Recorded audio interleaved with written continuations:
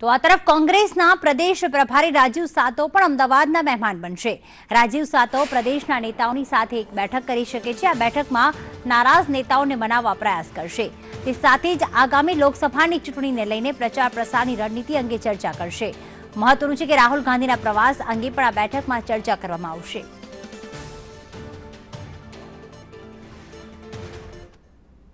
तो एक तरफ भारतीय जनता पार्टी झंझावाती प्रचार और बीजी तरफ कांग्रेस में क्या रिसायेला जे नाराज नेताओं छे तेमने मनाववाना प्रयास। वधु अपडेट साथे हिरेन राज्यगुरु अमारी साथे जोड़ाई गया है।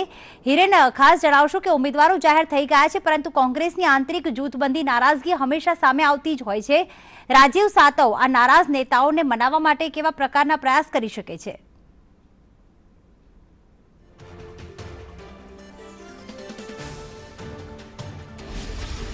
कांग्रेस में केटलीक जग्याए हजू पण असंतोष है। जे बेठकोना उम्मीदवार जाहिर करवामां आव्या छे तेने लई खास नाराजगी ए प्रकारनी छे के जेने नाम चालतुं हतुं अथवा तो जेने कमिटमेंट आपवामां आव्युं हतुं तेने टिकिट नथी अने तेना बदले बीजाने टिकिट आपी छे।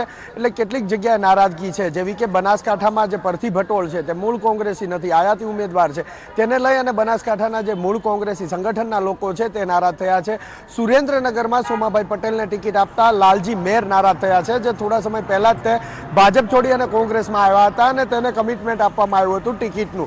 एटले केटलीक जग्याए नाराजगी छे, जेनुं स्वीकार प्रभारी राजीव सातवे पण कर्यो छे। थोड़ीवार पहेला ज ते अमदावाद एरपोर्ट आव्या छे अने त्यारे संदेश न्यूज साथे जे तेमनी वात थई तेमां पण तेने स्वीकार कर्यो छे के 2-3 जग्याए नाराजगी छे, परंतु कोंग्रेस परिवारनो मामलो छे ते साथे बेसी अने तेनुं निराकरण लाववामां आवशे। आ उपरांत जे प्रचारनी वात छे तो प्रचारने लईने पण अनेक जे कमिटीओ छे तेनी साथे बैठक करशे राजीव सातव अने ते प्रचार प्रसारने पण तेज गति मळे तेवा प्रयासो राजीव सातव द्वारा करवामां आवशे। आ उपरांत जे रणनीति अखत्यार करवामां आवी छे, लगभग 13 થી 14 બેઠકો એવી છે કે જેના ઉપર જીત નિશ્ચિત છે અને જીત મળી શકે એમ છે, તો તેના ઉપર ખાસ ફોકસ કરશે પ્રભારી રાજીવ સાતવ અને તેને લઈ અલગ અલગ જગ્યાએ પ્રવાસ પણ કરશે અને તેને લઈ અને મીટિંગોનો દોર પણ રાજીવ સાતવ કરશે। આજે 12 વાગે પ્રેસ કોન્ફરન્સનું આયોજન કરવામાં આવ્યું છે કોંગ્રેસ દ્વારા। જે ચૂંટણી ઢંઢેરો જાહેર થયો છે તેને ગુજરાતમાં ગુજરાતી ચૂંટણી ઢંઢેરો રિલીઝ કરશે તે માટેની પ્રેસ રાખવામાં આવી છે। આ ઉપરાંત ચૂંટણી ઢંઢેરાને લઈ અને લોકો સુધી કેવી રીતે જવું,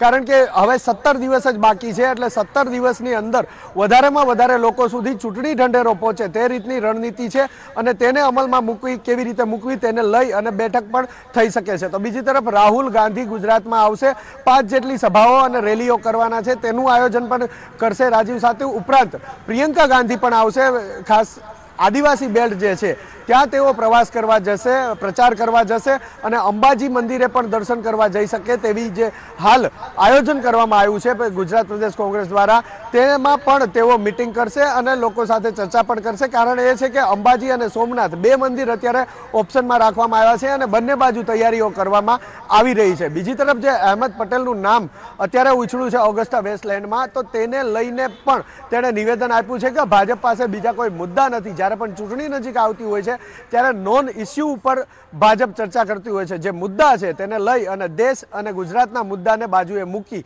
અને અન્ય મુદ્દા ઉપર જ તે ચર્ચા કરવામાં આવતી હોય છે। આ રીતે રાજીવ સાતવનો લગભગ 10 દિવસનો પ્રવાસ છે। આજે તેઓ આવ્યા છે, 10 દિવસ સુધી ગુજરાતમાં રોકાશે અને જે નેતાઓ પ્રચાર માટે ગુજરાત આવી રહ્યા છે તેને લઈ અને આયોજન કરશે, પ્રચાર સામગ્રીને લઈને આયોજન કરશે। આ ઉપરાંત જે રણનીતિ અખત્યાર કરવામાં આવી છે તેને કેવી રીતે ઓછા દિવસોમાં વધુમાં વધુ લોકો સુધી પહોંચે કોંગ્રેસ તે ખાસ ધ્યાનમાં રાખવામાં આવી રહ્યું છે। અને સૌથી મહત્વનો મુદ્દો એ છે કે 2014ની ચૂંટણીમાં એક પણ બેઠક નથી મળી, ત્યારે આજુ વખતે વધારેમાં વધારે અને ખાસ પ્રયાસ એ કરવામાં આવી રહ્યા છે કે 50%થી વધારે એટલે કે 13 થી વધારે બેઠકો કેવી રીતે લાવવી તે અંગેની ચર્ચા અને ખાસ असंतोष चाली रह्यो छे तेने खाळवाना प्रयास पण राजीव सातव करशे। ચોક્કસ આ વખતે 2014નું પુનરાવર્તન ન થાય તે માટે કોંગ્રેસ કોઈ કચાશ નથી રાખવા માંગતી, જેના જ કારણે રાજીવ સાતવ ગુજરાતના 10 દિવસના પ્રવાસે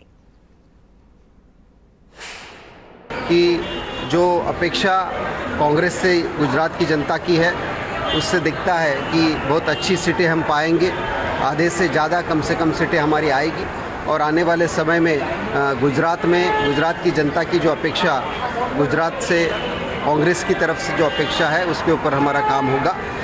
26 जिस प्रकार से फॉर्म भरे गए हैं एक दो जगह पर कुछ दिक्कतें हैं, लेकिन ये परिवार है तो परिवार में बैठकर एक दो दिन में सब सुलझा जाएगा। लेकिन जो देश में जिस प्रकार से माहौल बनते जा रहा है और ख़ास तौर से गुजरात में कांग्रेस को बहुत ज़्यादा अपेक्षा गुजरात की तरफ से है। जहाँ पर स्थानिक लोगों की बात रही, सबसे चर्चा रही, वहाँ से जो डिमांड आई है, वहाँ से जो लोगों में से जो नाम आया है वो नाम को जिम्मेदारी दी है।